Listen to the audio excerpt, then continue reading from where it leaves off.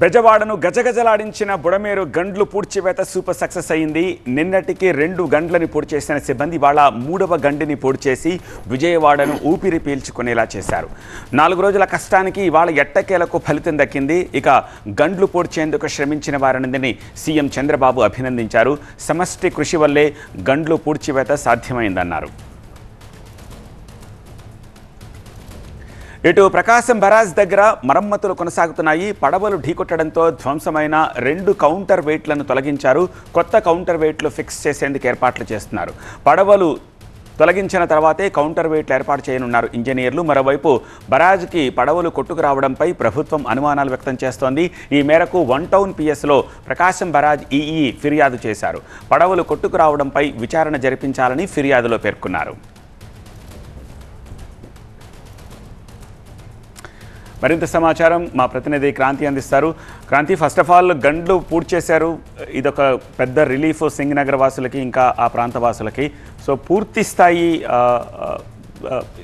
ఎప్పుడు చేయబోతున్నారు దానికి సంబంధించి, అండ్ ఈ నమోదైన కేసుకు సంబంధించిన డీటెయిల్స్ ఏమిటి? ఖచ్చితంగా ఏదైతే భారీ ఎత్తున 80 నుంచి 100 మీటర్ల లోపు పడ్డటువంటి 3 గండ్లను పోర్చడం ఒక 60% విజయవాడకు రిలీఫ్ అనే చెప్పాలి. అయితే ఇంకా కొన్ని గండ్లు ఉన్నాయి, వాటిని గుర్తించే పనిలో పడ్డారు. దాదాపు 4 రోజుల వ్యవధిలోనే భారీ ఎత్తున ఏర్పడ్డటువంటి గండ్లను ఆర్మీ సాయంతో పూర్తి చేయడం ఒక సక్సెస్ అనే చెప్పాలి. ఇక సెకండ్ ఫేజ్లో చేయాల్సినటువంటి పనులన్నిటిపైన కూడా దృష్టి పెట్టారు. వాటిని కూడా త్వరగానే పూరించేందుకు కూడా అధికారులు పనులు చేస్తూ ఉన్నారు. దీంతో పాటు విజయవాడలో వర్షం పెరుగుతుంది, వరద పెరిగేటువంటి అవకాశం ఉంది కాబట్టి మిగతా అంశాలపైన కూడా దృష్టి పెట్టారు. మరో పక్కన ప్రకాశం బ్యారేజ్ దగ్గరకు వచ్చేసరికి ప్రజెంట్ మనం ప్రకాశం బ్యారేజ్ దగ్గరే ఉన్నాము. ఇప్పటికే ఏవైతే భారీ ఎత్తున 2 పడవలు ఢీకొని డ్యామేజ్ అయినటువంటి కౌంటర్ వెయిట్స్ ప్లేస్లో కొత్త వాటిని ఫిక్స్ చేశారు. దానికి సంబంధించినటువంటి మిగతా వర్క్స్ని కూడా చేస్తూ ఉన్నారు. మనం చూడొచ్చు ఇక్కడ డిఫరెన్స్ చూస్తే కనుక కొత్తగా పెట్టినటువంటి కౌంటర్ వెయిట్ మొత్తం కూడా ఐరన్ది, కొత్త టెక్నాలజీతో ఉన్నటువంటి దాన్ని డ్యామేజ్ అయినటువంటి 2 పిల్లర్లు ఏవైతే 67 అండ్ 69 ఈ 2 ప్లేసెస్లో కొత్త కౌంటర్ వెయిట్స్ని ఏర్పాటు చేయడం జరిగింది. దాని పక్కనే మనం చూస్తే కనుక అవి పాతకాలంలో ఉన్నటువంటి సిమెంట్ అండ్ కాంక్రీట్తో చేసినటువంటివి అవి. సో వాటి ప్లేస్లో ఇప్పుడు కొత్తవి పెట్టారు. ఇప్పుడు పెట్టినవి కూడా దాదాపు కొత్త టెక్నాలజీ అండ్ అలాగే ప్రైవేట్ ఏజెన్సీ ద్వారా 1 రోజు వ్యవధిలోనే మొత్తం పనిని పూర్తి చేశారు. డ్యామేజ్ అయినంత వరకు కూడా మిగతా వాటిని రిపేర్ చేస్తున్నారు. సో ఇదే అయిపోయిన తర్వాత మనం కిందకు వచ్చి చూసుకుంటే కనుక దాదాపు భారీ ఎత్తున పడవలు ఇక్కడ కొట్టుకుని వచ్చి పడ్డాయి. సో మనం చూస్తే కనుక వీటిని తీసేటటువంటి ప్రక్రియ కూడా వేగవంతం చేయనున్నారు. ఇప్పటికే కౌంటర్ వెయిట్స్ని ఫిక్స్ చేశారు కాబట్టి దాంట్లో మిగిలినటువంటి పనులు పూర్తయిన తర్వాత ఈ భారీ ఎత్తున పడున్నటువంటి ఈ పడవలను కూడా బయటకు తీసేటటువంటి ప్రయత్నం చేస్తారు. సో దీని ద్వారా ఇప్పటికే కొంతమేర డ్యామేజ్ అయింది కాబట్టి ఈ భారీ ఎత్తున ఉన్నటువంటి పడవలు గతంలో ఎన్నడూ కూడా ఇలా జరగలేదు. ఒకసారి జరిగినప్పటికీ కూడా ఈ స్థాయి డ్యామేజ్ జరగలేదు. ఇంత భారీ పడవలు అయితే ఎప్పుడు కొట్టుకు రాలేదు కాబట్టి అధికారులు సైతం ఆశ్చర్యానికి గురవుతున్నారు. దీనికి సంబంధించి ఇప్పటికే 1 టౌన్ పోలీస్ స్టేషన్లో ఫిర్యాదు చేయడం జరిగింది. సో దాంతో రంగంలోకి దిగినటువంటి పోలీసులు దీనికి సంబంధించి పబ్లిక్ ప్రాపర్టీ డ్యామేజ్ కింద కేసును నమోదు చేశారు. అసలు ఈ పడవలు ఎవరివి, ఎక్కడి నుంచి వచ్చాయి, ఇందులో ఏమైనా కుట్రపూరితం ఉందా అనే కోణంలో కూడా దర్యాప్తు ప్రారంభించారు. ప్రత్యేకమైనటువంటి టీమ్స్ కింద ఎక్కడెక్కడైతే పడవల ద్వారా చేపలు పడతారు లేదా ఇక్కడ ఉన్నటువంటి భవానీ ఐలాండ్కి సంబంధించి కానీ పైనుంచి కానీ ఇవి ఎక్కడి నుంచి వచ్చేటటువంటి అవకాశం ఉంది, ఎవరెవరి పేరున బోట్లు ఉన్నాయి, రిజిస్టర్ అయినవన్నీ, రిజిస్టర్ కానివన్నీ, ఈ బోట్లు ఏవైతే ఉన్నాయి ఇవి ఎవరి పేరు మీద ఉన్నాయి అనే దానికి సంబంధించి కూడా పూర్తి స్థాయిలో దర్యాప్తు చేస్తున్నటువంటి పరిస్థితి కనిపిస్తోంది. సో ఇప్పటికే ప్రభుత్వం దీని మీద తీవ్ర స్థాయిలో విమర్శలు గుప్పిస్తుంది. ఖచ్చితంగా దీనిపైన మాకు అనుమానాలు ఉన్నాయని చెప్తున్న నేపథ్యంలో పోలీసులు సైతం ఈ కేసును సీరియస్గానే తీసుకున్నారు. అండ్ అలాగే దీంతో పాటు ఖచ్చితంగా భవిష్యత్తులో జరగకుండా ఇప్పుడు ఎలాగైతే బుడమేరులో ఉన్నటువంటి ప్రాథమిక సమస్యలను గుర్తించి సమస్య మళ్ళీ రిపీట్ కాకుండా దాన్ని క్లోజ్ చేసేందుకు పూడ్చేటటువంటి పనులు చేస్తున్నారో గండ్లను, అలాగే ప్రకాశం బ్యారేజ్ దగ్గర కూడా ఇలాంటి దానిపైన దృష్టి పెట్టాలి. ఎందుకంటే ఇప్పుడు జరిగినటువంటి ప్రమాదం ఏదైతే ఉందో ఇది కింద ఉన్నటువంటి గేట్లను కానీ గట్టిగా ఢీకొందంటే కనుక ఖచ్చితంగా అది భారీ ప్రమాదానికి దారి తీసేది. ఎందుకంటే ఇక్కడ ఉన్నటువంటి వరద ఈసారి 12 లక్షల చేరువలో వచ్చింది. అన్ని లక్షల క్యూసెక్కిలో వరద ఉన్న సమయంలో ఈ పడవలు కనుక గేట్లను ఢీకొంటే పూర్తిగా బయటికి వెళ్ళిపోయి వరద కింద ఉన్నటువంటి అనేక ఊళ్ళను ముంచెత్తేటటువంటి ప్రమాదం లేకపోలేదు. సో అదృష్టవశాత్తు కేవలం కిందకి దిగి ఉన్నటువంటి ఈ కౌంటర్ వెయిట్స్ని మాత్రమే ఢీకొనటం, ఈ బరువుతో ఇక్కడ ఉన్నటువంటి అడ్డం పడి ఇక్కడ ఆగిపోవడం వల్ల సేఫ్ జోన్లో ఉన్నా కూడా అధికారులకి ఇది ఒక హెచ్చరిక అనే చెప్పాలి. ఖచ్చితంగా ఇలాంటి వాటిని జరగకుండా పైన ఉన్నటువంటి బోట్లు ఉన్న వాళ్ళు కానీ పడవలు ఉన్న వాళ్ళు కానీ ఎవరైతే ఇలా హెవీ యాంకర్స్ వేసి ఉండేటటువంటి బోట్లన్నిటికీ రిజిస్టర్ చేసినవిగా ఉండేలా ఎప్పటికప్పుడు గుర్తించాలి. దీనికి సంబంధించి ఖచ్చితంగా ఇలా రాకుండా వరదలు కానీ వర్షాలు కానీ వచ్చిన సమయంలో వాటికి బలమైనటువంటి యాంకర్స్ వేసే విధంగా కూడా చర్యలు తీసుకోవాల్సినటువంటి అవసరం కూడా ఉంది. లేని పక్షంలో ఖచ్చితంగా ఇలాంటిది మళ్ళీ రిపీట్ అయితే కనుక బ్యారేజ్లు అంటేనే భారీగా ఎప్పటి నుంచో ఉన్నట్టు ఉంటాయి కాబట్టి కాస్త గట్టి దెబ్బ తగిలితే భారీ డ్యామేజ్ ఉంటుంది కాబట్టి వీటిని కంట్రోల్ చేయాల్సినటువంటి అవసరం కూడా ఉంది. సో ఓవరాల్గా అయితే విజయవాడలో ఉదయం నుంచి నాన్ స్టాప్గా వర్షం పడుతుంది. మళ్ళీ వర్షం పడితే వరద ప్రవాహం పెరిగేటటువంటి అవకాశం ఉంది కాబట్టి గత 3-4 రోజులుగా నాన్ స్టాప్గా వర్షాన్ని లెక్క చేయకుండా అధికారులందరూ కూడా ఒకవైపు బుడమేరు గండ్లు పూడుస్తూనే మరోవైపు ప్రకాశం బ్యారేజ్ దగ్గర అయినటువంటి డ్యామేజ్ని కంట్రోల్ చేస్తూ సిటీలో శానిటేషన్ పైన కూడా దృష్టి పెట్టి ఆహార సరఫరా చేస్తున్నటువంటి పరిస్థితి అయితే ఓవరాల్గా విజయవాడలో మనకు కనిపిస్తోంది. రైట్ క్రాంతి. ఏపీలో వరద నష్టంపై ఫోకస్ పెట్టింది కూటమి ప్రభుత్వం. 7 లక్షల మంది వరద బారిన పడడంతో భారీ నష్టం వాటిల్లినట్టు చెబుతోంది. ఇప్పటికే ప్రభుత్వాధికారులతో చర్చించిన చంద్రబాబు వరద నష్టంపై ఓ క్లారిటీకి వచ్చారు. ఇటు విపత్తుల నిర్వహణ సంస్థ 6,800 కోట్ల రూపాయల నష్టం వాటిల్లినట్టు చెబుతోంది. ఈ వరద నష్టానికి సంబంధించిన నివేదికను కేంద్ర ప్రభుత్వానికి పంపామంటోంది. టీవీ9 అసోసియేట్ ఎడిటర్ ఈశ్వర్ మరింత సమాచారం అందిస్తారు.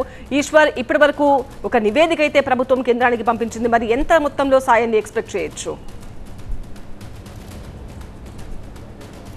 ప్రధానంగా ప్రభుత్వం అయితే 2 రకాలుగా దీన్ని విభజించింది. మొదటిది ప్రాథమిక నివేదికని ఈరోజు పంపించింది. ప్రాథమిక నివేదిక ప్రకారం దాదాపు 6,800 కోట్ల రూపాయలుగా నష్టాన్ని నిర్ధారించింది. దానికి సంబంధించి ఎందుకంటే దానివల్ల ఎఫెక్ట్ అయిన ప్రజలు ఇప్పటివరకు ఎప్పుడూ లేని విధంగా దాదాపు 7 లక్షల మంది ప్రజలు ఎఫెక్ట్ అయ్యారు. అదే సమయంలో 1,30,000 హెక్టార్ల పంట పొలాలు దీనికి సంబంధించి మునిగిపోయాయి.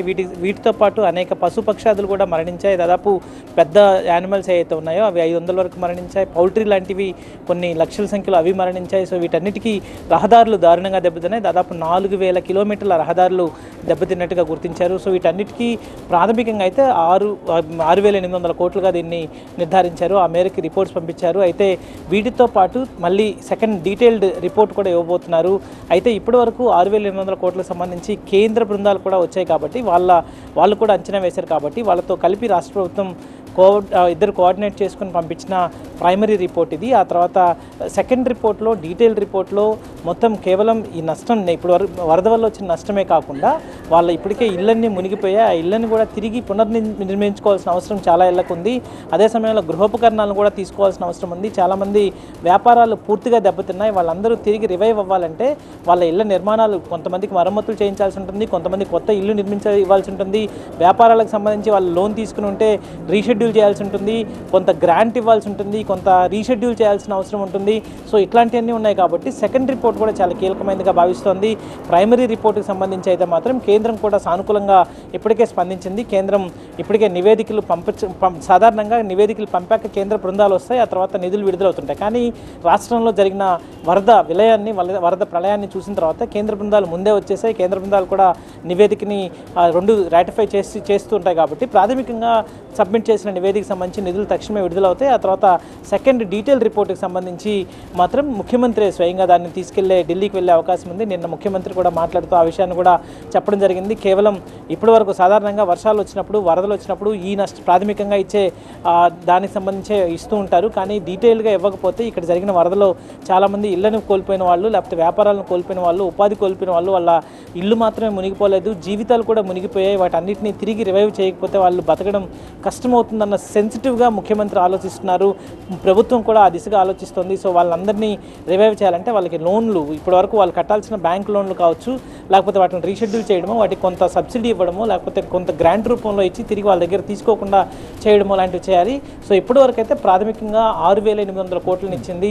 ఆ తర్వాత నెక్స్ట్ డీటెయిల్ రిపోర్ట్లో అది మరికొంత పెరిగే అవకాశం ఉంది. ప్రభుత్వం కూడా చాలా ఉదారంగా సహాయం చేసే అవకాశం ఉంది అన్నట్టుగా చెప్తూ ఉన్న నేపథ్యం కేంద్రం కూడా ఉదారంగా ముందుకు రావాలని అభ్యర్థిస్తోంది రాష్ట్ర ప్రభుత్వం. ఎందుకంటే ఇంత పెద్ద 7 లక్షల మంది ఎఫెక్ట్ అయిన వరద ఇప్పటివరకు ఏ ప్రాంతంలో ఉండదు. ఒక ప్రాంతంలో చాలా హెక్టిక్గా ఒక రెసిడెన్షియల్ డెన్సిటీ పాపులేషన్ ఉన్న చోట ఒక్కసారిగా బుడమేరు లాంటి వాగు నగరం మధ్యలో ఉండడం, అది దాని నుంచి గండ్లు పడి మొత్తం ఆ ఏరియాలన్నీ మునిగిపోయి దాదాపు వారం రోజుల పాటు గత శనివారం ఈ ఘటన చోటు చేసుకుంది. మళ్ళీ శనివారం వచ్చింది. దాదాపు 7-8 రోజుల పాటు అవి పూర్తిగా నీళ్ళల్లో మునిగిపోయి ఉన్నాయి. అవి అన్నీ ఇంకా వాళ్ళందరూ చాలామంది బయట ఉన్నారు. వాళ్ళ ఇళ్లలోకి వస్తే తప్పనిచ్చి అక్కడ ఎంత నష్టం జరిగింది, ఇంట్లో పరిస్థితి ఏంటో తెలియని పరిస్థితి నెలకొని ఉంది. ఇళ్లలో ఏ వస్తువు పనికొచ్చే అవకాశం ఉండదు. వాళ్ళు తిరిగి కొత్తగా ఇళ్ళని, కుటుంబాన్ని, కాపురాలను కూడా కొత్తగా ప్రారంభించాల్సిన అవసరం ఉంటుంది. ఎందుకంటే వాళ్ళు చేసుకునే వంట పాత్రల దగ్గర నుంచి, గ్యాస్ స్టవ్ల దగ్గర నుంచి మొత్తం పనికిరాని స్థితికి చేరుకుని ఉంటాయి. కాబట్టి వాటన్నిటిని తక్షణమే వాళ్ళకి ఇవ్వకపోతే వాళ్ళు తిరిగి స్వయంగా భోజనం చేసుకోవడం కావచ్చు, లేకపోతే వాళ్ళకై వాళ్ళ సాధారణ జీవనాన్ని కొనసాగించే అవకాశం ఉండదు. కాబట్టి ప్రభుత్వం వీటన్నిటికీ డీటెయిల్డ్గా వెళ్తోంది. సో వీటన్నిటిని, ఆ కాంపోనెంట్స్ అన్నింటినీ డీటెయిల్ రిపోర్ట్లో తీసుకునే అవకాశం ఉంది. ప్రాథమికంగా అయితే 6,800 కోట్ల రూపాయలని నష్టం జరిగింది. దాంట్లో కేంద్రం సహాయం చేయాలి. కేంద్రం సహాయం చేయకపోతే రాష్ట్రం ప్రస్తుతం ఉన్న ఆర్థిక పరిస్థితుల ఇబ్బంది నేపథ్యంలో పూర్తిగా మేము ఆదుకోలేం. అందులో జాతీయ విపత్తుగా దీన్ని ప్రకటించాలని కోరుతూ వస్తుంది. కేంద్రం కూడా సానుకూలంగానే ఉంది. కేంద్ర మంత్రి, వ్యవసాయ శాఖ మంత్రి శివరాజ్ సింగ్ చౌహాన్ నేరుగా వచ్చి ఆయన క్షేత్రస్థాయిలో కూడా పరిశీలన చేశారు. గతంలో మధ్యప్రదేశ్ చీఫ్ మినిస్టర్గా దాదాపు 5 టర్ములు పనిచేసిన శివరాజ్ సింగ్ చౌహాన్ కూడా ఇక్కడ వరద పరిస్థితిని, విలయాన్ని చూసి తల్లడిల్లిపోయారు. నేను 5 సార్లు ముఖ్యమంత్రి చేసిన ఇంతటి వరద పరిస్థితి నేను ఎప్పుడూ చూడలేదు, ఇంత వరద బీభత్సం నేను ఎక్కడ భారతదేశంలో జరిగిన పరిస్థితి నేను చూడలేదు. ఎందుకంటే ఈ దాదాపు 1,00,000 కుటుంబాలకు పైగా ఇళ్లలో ఇళ్ళన్నీ మునిగిపోయాయి. దాదాపు 2 లక్షల కుటుంబాలు ఎఫెక్ట్ అయ్యాయి. 1,00,000 కుటుంబాలు మాత్రం పూర్తి స్థాయిలో నీట మునిగిపోయాయి. ఆ కుటుంబాలన్నీ తిరిగి సాధారణ పరిస్థితికి రావాలంటే చాలా పెద్ద ఎత్తున ప్రభుత్వాలు కృషి చేయాల్సిన అవసరం ఉంటుంది. అది కేవలం ఒక రాష్ట్ర ప్రభుత్వం మాత్రమే చేయలేని పరిస్థితి ఉంటుంది. అందులోనూ ఆంధ్రప్రదేశ్ లాంటి ఆర్థికంగా ఇబ్బంది పడుతున్న రాష్ట్రం అయితే అస్సలు చేయలేని పరిస్థితి ఉంటుంది. సో కేంద్రం ముందుకు రావాలి. కాబట్టి కేంద్రానికి ఈరోజు ప్రాథమిక నివేదిక మాత్రమే ఇచ్చారు. తిరిగి డీటెయిల్ రిపోర్ట్ ఇచ్చే సమయంలో ముఖ్యమంత్రి కూడా స్వయంగా ఢిల్లీకి వెళ్ళి వాటిని ప్రధానమంత్రికి, హోమ్ మినిస్టర్కి సబ్మిట్ చేసి అవసరమైన సహాయాన్ని కోరే అవకాశం ఉన్నట్టు తెలుస్తుంది. ప్రాథమిక నివేదిక ప్రకారం 6,800 కోట్ల రూపాయల నష్టాన్ని అంచనా వేశారు. ఆ నివేదికని ఈరోజు ఢిల్లీకి పంపించారు. రైట్ ఈశ్వర్, తెలంగాణలో పరిస్థితి ఏంటి? తెలంగాణలోని వరద ముంపు ప్రాంతాల్లో సహాయక చర్యలు అయితే చాలా వేగంగా జరుగుతున్నాయి. వరద తగ్గడంతో రోడ్లపై బురదని తొలగిస్తున్నారు పారిశుద్ధ్య కార్మికులు. గుట్టలుగా పేరుకుపోయిన చెత్త చెదారాన్ని ప్రొక్లైన్లు, టిప్పర్ల సహాయంతో తొలగిస్తున్నారు. ఇంకొక వైపు బాధితులు కూడా తమ ఇళ్లలోకి వచ్చి ఈ బురదని క్లీన్ చేసుకుంటున్నారు. ఇటు వరద నష్టంపై ఇంటింటి సర్వే కొనసాగుతూనే ఉంది. ప్రతి ఇంటికి వెళ్లి జరిగిన నష్టాన్ని అంచనా వేస్తున్నారు అధికారులు. ప్రభుత్వానికి వీలైనంత త్వరగా వరద నష్టంపై ఒక నివేదిక అందించడానికి వేగంగా పనులు చేస్తూ ఉన్నారు.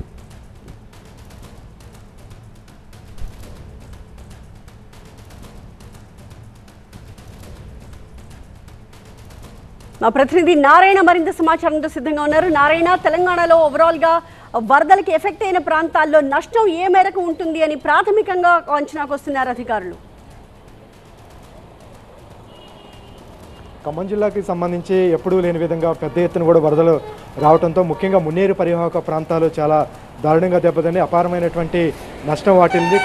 కొంత మేరకు ప్రాణ నష్టం తగ్గించినప్పటికీ ఆస్తి నష్టం మాత్రం భారీగా జరిగింది. ఎందుకంటే అకస్మాత్తుగా వచ్చినటువంటి వరదకు ముందస్తు హెచ్చరికలు, సూచనలు ఎలాంటి బాధితులకు లేకపోవడంతో ఒక్కసారిగా కట్టుబట్టలతో, ముఖ్యంగా తెల్లవారుజామున 5 గంటల నుంచి ఒక్క గంటలోనే వరద విలయతాండం చేసి విరుచుకుపడింది ఖమ్మం మీద.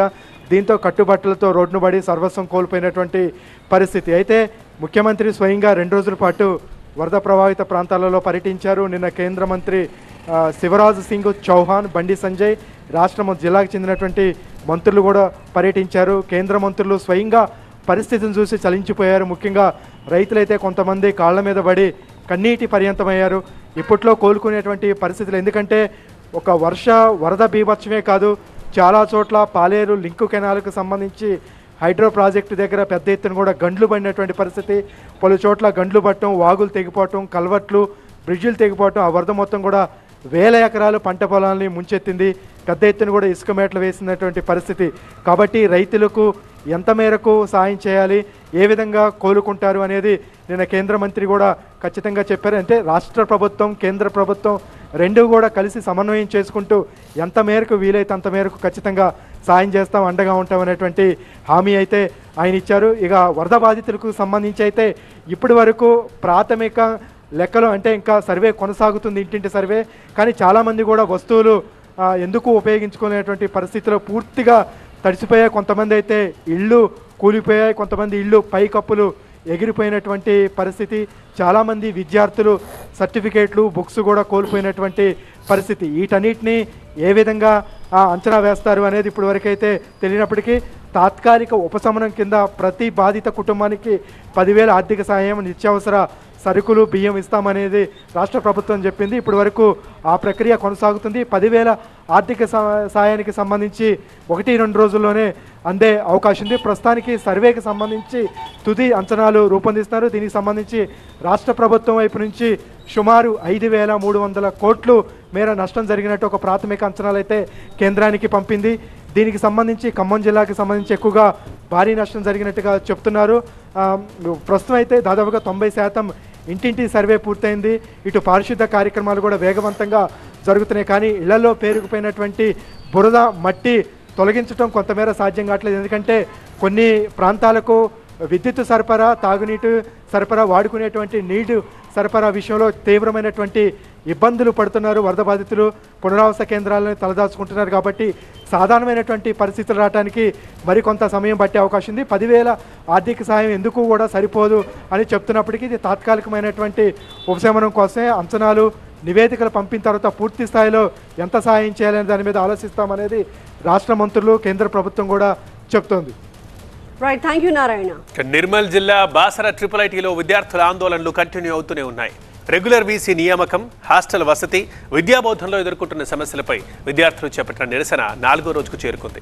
17 డిమాండ్ల సాధన కోసం విద్యార్థులు పెద్ద ఎత్తున నిరసనలు వ్యక్తం చేస్తున్నారు. అలాగే ప్రస్తుత వీసీపై మండిపడుతున్నారు.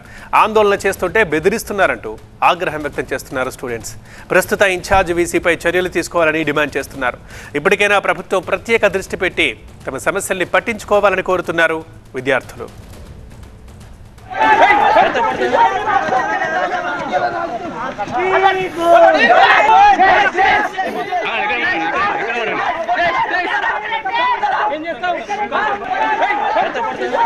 విద్యార్థుల ఆందోళనకు సంబంధించి మరింత సమాచారం మా ప్రతినిధి నరేష్ అందిస్తారు. నరేష్, బాసర IIIT మళ్ళీ ట్రబుల్ ఐటీగా మారింది. గత 2 ఏళ్ల క్రితము విద్యార్థులు పెద్ద ఎత్తున ఆందోళనకు దిగిన సిచ్యువేషన్ ఏదైతే ఉందో అదే సిచ్యువేషన్ను కంటిన్యూ చేసే విధంగా ఈసారి ఏకంగా 15 డిమాండ్లను తెర మీదకి తీసుకొచ్చి ఆ 15 డిమాండ్ల పరిష్కారమే లక్ష్యంగా ఆందోళన చేస్తున్నారు. ఈ ఆందోళన 4వ రోజుకు చేరింది. ప్రతిరోజు సాయంత్రం 5 గంటల నుండి 7 గంటల వరకు విద్యార్థులు పెద్ద ఎత్తున అడ్మినిస్ట్రేటివ్ బిల్డింగ్ నుండి పాదయాత్రగా వచ్చి, ర్యాలీగా వచ్చి ప్రధాన గేటు ముందు బైఠాయించి నిరసన ఆందోళన తెలిపిన పరిస్థితి. నిన్న వర్షంలో కూడా ఆందోళనలు కంటిన్యూ చేస్తారు. ఈరోజు ఏకంగా ఉదయం 8 గంటలకు వచ్చి ప్రధాన గేటు ముందు బైఠాయించి ఆందోళన చేశారు. ఉద్రిక్త పరిస్థితులకు తలెత్తింది. బారికేడ్లు ఏర్పాటు చేశారు. ఒక యుద్ధ వాతావరణమే బాసర IIIT వద్ద కనిపిస్తున్న పరిస్థితి కనిపిస్తుంది. వాళ్ళ ప్రధాన డిమాండ్ ఒకటే, ఇన్ఛార్జి వైస్ ఛాన్సలర్గా కొనసాగుతున్న వెంకటరమణను వెంటనే సస్పెండ్ చేయాలి, తొలగించాలి, వీసీ వెంకటరమణ రాజీనామా చేయాలంటూ కూడా పట్టుబడుతున్నారు. కారణం ఒకటే, గత 2 ఏళ్లుగా ప్రభుత్వం నిధులు ఇస్తున్నా ఆ నిధులు పక్కదారి పట్టడానికి ప్రధాన కారణం వెంకటరమణ అంటూ ఆరోపిస్తున్నారు. దాంతోపాటుగా వీసీ వెంకటరమణకు సహకారాలు వస్తున్న ఉన్నతాధికారుల మీద కూడా చర్యలు చేపట్టాలంటూ కూడా చెప్తున్న పరిస్థితులు కనిపిస్తున్నాయి. వాళ్లకు కనీస వసతులు కల్పించడంలో విఫలమవుతున్నారని చెప్తున్నారు. గత 2 ఏళ్లుగా ఆందోళనలు, నిరసనలు, ధర్నాలు నిర్వహిస్తున్నాం, అయినా కూడా మా ప్రగతి ఏ విధంగా ముందుకు వెళ్ళలేదని కూడా చెప్తున్న పరిస్థితి కనిపిస్తుంది. మెస్ క్యాంటీన్ల రద్దు చేసి కొత్తగా మెస్ క్యాంటీన్ల టెండర్లు పిలవాలని గతంలోనే ఆందోళన చేశాం. కానీ అవేవి తెర మీదికి రాలేదు, అవేవి పట్టాలెక్కలేదు. తిరిగి గతంలో ఉన్న మెస్ క్యాంటీన్లకు సంబంధించిన కాంట్రాక్టర్లకే క్యాంటీన్ల కాంట్రాక్టర్లు అప్పగించారు. దాంతో మెస్ కనీసం తినే తిండి కూడా పౌష్టికారం లేక ఇబ్బందులు పడుతున్నామని చెప్తున్నారు. ఇది కేవలం కనీస మౌలిక వసతులకు సంబంధించి మాత్రమే, కానీ అంతకు మించిన సమస్యలు ఉన్నాయి మాకు, ఆ సమస్యలు తీర్చండి మొర్రో అంటూ ఆవేదన, ఆందోళన వ్యక్తం చేస్తున్నారు. 17 డిమాండ్లను ప్రభుత్వం ముందుంచారు. వారం రోజుల గడువు కూడా ఇచ్చారు. ఆ వారం రోజుల్లో నెరవేర్చకపోతే పరిష్కారానికి సంబంధించిన హామీకి సంబంధించిన ఎలాంటి నిర్ణయం కానీ వెలువడకపోతే మరింత ఆందోళన ఉధృతం చేస్తామని చెప్తున్నారు. ఇప్పటికే విద్యార్థి సంఘాలకు సంబంధించిన నాయకులంతా బాసర IIITకి సంబంధించిన విద్యార్థులకు మద్దతు తెలుపుతున్న పరిస్థితి కనిపిస్తుంది. బాసర IIIT ఎదుట బారికేడ్లు ఏర్పాటు చేశారు. ఒక యుద్ధ వాతావరణమే కనిపిస్తుంది. గతంలో విద్యార్థుల ఆత్మహత్యలకు కేర్ ఆఫ్ అడ్రస్గా నిలిచిన బాసర IIIT ప్రస్తుతం కూడా అలాంటి సిచ్యువేషన్లోనే మానసికంగా కుంగిపోతున్నాం. మానసికంగా కుంగిపోతే మళ్ళీ మేము చావుల వరకు వెళ్లాల్సిన పరిస్థితి వస్తుంది. మాకు ఆ కుంగుబాటు కాకుండా ధైర్యాన్ని ఇచ్చే ప్రొఫెసర్లు ఉండాలి. ఎగ్జిక్యూటివ్ స్టాఫ్ ఎవరైతే ఉన్నారో, teaching staff, non teaching staff, వాళ్ళందరూ మాకు కావాలంటూ కూడా విద్యార్థులు గగ్గోలు పెడుతున్నారు. బ్యాసర త్రిబులైట్లో ఉన్న ఆసుపత్రి ఏదైతే ఉందో ఆ ఆసుపత్రి ఇప్పటి వరకు కనీసం అవసరాలు తీర్చలేని పరిస్థితిలో ఉంది. మందు బిల్లలు ఇచ్చే ఆసుపత్రిగా మాత్రమే ఉంది. కానీ ఆరోగ్యం విషమించి తీవ్రతరం అవుతే మాత్రం ప్రాణాలు కాపాడే పరిస్థితులు లేదు క్యాంపస్లో ఉన్న ఆసుపత్రి అని చెప్తున్నారు. ఆసుపత్రి బాసర త్రిబులైటీ క్యాంపస్ అంతా ఒక కుగ్రామంగా ఉంటుంది, మినీ గ్రామంగా ఉంటుంది. 8,000 మందికి పైగా విద్యార్థులు ఇక్కడ విద్యాభ్యాసం చేస్తున్నారు. ఉపాధ్యాయులు, ప్రొఫెసర్లు అందరూ కలిపి ఒక 10,000 మంది ఉంటారు. 10,000 మంది స్టాఫ్, 10,000 మందికి సంబంధించిన ఫెసిలిటీస్ ఉన్న ఈ ఏరియాలో ఆసుపత్రి ఒక మెరుగైన ఆసుపత్రి లేదని కూడా ఆవేదన వ్యక్తం చేస్తున్న పరిస్థితి కనిపిస్తుంది. ఓవరాల్గా డిమాండ్లు అయితే 17 డిమాండ్లు తెర మీదకి తెచ్చారు. వీసీని వెంటనే మార్చేసి శాశ్వతంగా ఉన్న వీసీని కేటాయించాలని చెప్తున్నారు. టీచింగ్, నాన్ టీచింగ్ స్టాఫ్ను వెంటనే అమలు చేయాలి, మాకు అప్పగించాలి, వాళ్ళను మాకు కేటాయించాలని కూడా చెప్తున్న పరిస్థితి కనిపిస్తుంది. ఆ మౌలిక వసతుల కల్పన లేదు, ల్యాప్టాప్లు లేవు, గదులన్నీ ఇరుకిరుగ్గా ఉన్నాయి. క్యాంపస్లో ఉన్న కనీసం బాత్రూమ్లు కూడా మెరుగుపరచలేదని చెప్తున్నారు. ఇబ్బందికరమైన సిచ్యువేషన్లోనే మేము గడుపుతున్నాం, ప్రశాంత వాతావరణం లేదు, ఆంక్షల నడుమ బతకాల్సిన పరిస్థితి ఏర్పడుతుందని కూడా చెప్తున్న పరిస్థితి కనిపిస్తుంది. ఆందోళనలు ఉధృతం చేస్తున్నారు. 4 రోజులు పాటుగా ఆందోళనలు కొనసాగుతున్నాయి. 17 డిమాండ్లో ఏ డిమాండ్ నెరవేర్చకపోయినా ఆందోళనలు మరింత తీవ్రతరం చేస్తామన్న పరిస్థితులు అయితే బాసర త్రిబులైటీ వద్ద కనిపిస్తున్నాయి. రైట్ నరేష్. ఇక తెలుగు రాష్ట్రాల్లో వినాయక చవితితో సందడి శురువైంది. వాడవాడలా దర్శనమిస్తున్నాడు గణనాథుడు. గణేష్ నవరాత్రులంటే అందరికీ మొదటిగా గుర్తొచ్చే ఖైరతాబాద్ గణనాథుడు ఈసారి శ్రీ సప్తముఖ మహాశక్తి గణపతిగా భక్తులకు దర్శనమిస్తున్నాడు. గణనాథుడికి సీఎం రేవంత్ రెడ్డి తొలి పూజ నిర్వహించారు. పలువురు ప్రముఖులు సైతం ఇప్పటికే ఖైరతాబాద్ గణేష్ను దర్శించుకున్నారు. ఖైరతాబాద్ గణేష్ ఉత్సవాలకు 70 ఏళ్లు పూర్తి కావడంతో ఈసారి 70 అడుగుల ఎత్తైన మహామట్టి గణపతి విగ్రహాన్ని ప్రతిష్ఠించారు. సుమారు 200 మంది కార్మికులు నెలన్నర రోజుల్లో ఈ విగ్రహాన్ని అన్ని హంగులతో పూర్తి చేశారు. ఈసారి గణనాథుడు సప్తముఖి కావడం విశేషం. అంటే వినాయకుడికి 7 ముఖాలుంటాయి. అలాగే ఇవాళ పండుగ రోజు కూడా 7వ తారీఖే. అలాగే ఈ నెల 17న నిమజ్జనం ఉంటుంది.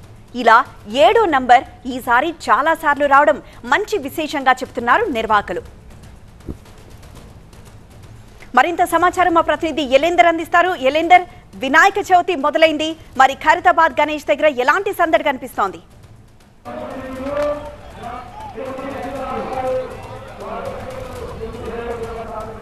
ఖైరతాబాద్ వినాయకుడి దగ్గర భక్తుల సందడి చాలా పెద్ద ఎత్తున ఉందని చెప్పుకోవాలి. నిన్నటి నుంచి కూడా ఖైరతాబాద్ గణనాథును దర్శించుకునేందుకు పెద్ద ఎత్తున భక్తులు ఖైరతాబాద్కు చేరుకుంటున్నటువంటి పరిస్థితి కనిపిస్తుంది. ఈసారి దాదాపుగా ఖైరతాబాద్ వినాయక ఉత్సవాలు ప్రారంభించి 70 సంవత్సరాలు అవుతున్న నేపథ్యంలో ఈసారి ఆ 70 సంవత్సరాల యొక్క ప్రతిరూపంగా 70 అడుగుల మహా విగ్రహాన్ని ఇక్కడ మట్టితో తయారు చేయడం జరిగింది. అదేవిధంగా 7 ముఖాలతో ఈ వినాయకుడిని రూపుదిద్దడం జరిగింది. గణపతిని దర్శించుకునేందుకు చాలా ప్రాంతాల నుంచి కూడా భక్తులు ఖైరతాబాద్కి తరలి వస్తున్నటువంటి పరిస్థితి కనిపిస్తుంది. ప్రస్తుతం మనం చూస్తున్నాం, ఉదయం ఇప్పటికే సీఎం రేవంత్ రెడ్డి ఉదయం వచ్చి మొదటి పూజలు చేశారు. ఆ తర్వాత తెలంగాణ గవర్నర్ కూడా వచ్చి ఖైరతాబాద్ గణనాథుని దర్శించుకుని ప్రత్యేక పూజలు నిర్వహించడం జరిగింది. భక్తులంతా కూడా తమ ఇళ్లలో పూజా కార్యక్రమాలు నిర్వహించుకొని ఇక్కడ నేరుగా ఖైరతాబాద్ గణనాథుని దగ్గరికి వచ్చి దర్శనం చేసుకునేందుకు, ఈ 70 అడుగుల ప్రతిరూపాన్ని కళ్ళారా చూసేందుకు ఇక్కడ పెద్ద ఎత్తున భక్తులు నగరం నుంచి కాకుండా వివిధ ప్రాంతాల నుంచి వస్తున్నటువంటి పరిస్థితి కనిపిస్తుంది. ఎక్కడ ఎలాంటి ఇబ్బంది కలగకుండా ఇటు పోలీస్ బందోబస్తు కావచ్చు, అదేవిధంగా భక్తుల కోసం వాటర్ ఫెసిలిటీ కావచ్చు, క్యూ లైన్లు ఏర్పాటు చేసి మరి ఇక్కడ నిర్వాహకులు ఏర్పాటు చేశారు. ప్రస్తుతం మనం చూస్తున్నాం, ఇటువైపు నుంచి ఏదైతే ఖైరతాబాద్ మెట్రో స్టేషన్ వైపు నుంచి వచ్చినటువంటి భారీ క్యూ ఉన్న నేపథ్యంలో మరొక సపరేట్ క్యూ లైన్ కూడా ఏర్పాటు చేసి భక్తుల కోసం అంటే వినాయకుడిని దర్శించుకునేందుకు ప్రత్యేకంగా ఏర్పాట్లు చేశారు. ఉదయం నుంచి కూడా చాలా పెద్ద ఎత్తున భక్తులు వస్తూనే ఉన్నారు.